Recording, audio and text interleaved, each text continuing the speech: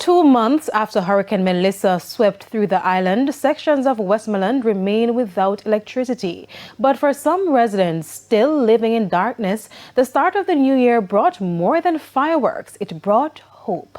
Alia Bryant reports. Fireworks lighting up the night sky. A striking contrast for communities in Westmoreland that have spent months in darkness after Hurricane Melissa. Despite ongoing power challenges, residents still turned out for the fireworks display at the 7 Mile Beach hosted by the Negril Chamber of Commerce, ringing in the new year and finding joy even amid difficult circumstances. At the end of the day, Melissa can't stop way. The kids are here, the vibes are nice. Press a sample. Fireworks are That's it.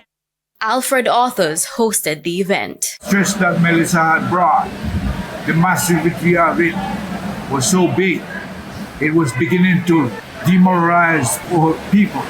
We need to relieve that stress that is suppressing our souls and minds and body and our health and develop a little freedom.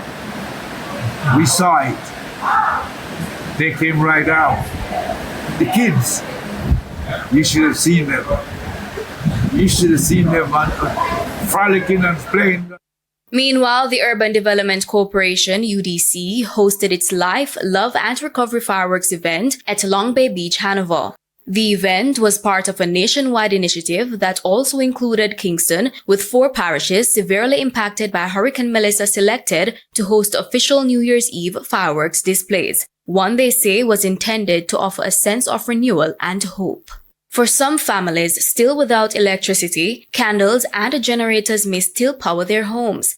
But for a few moments, the sky provided the light, for them a hopeful start to the new year. Alia Bryant, TVJ News.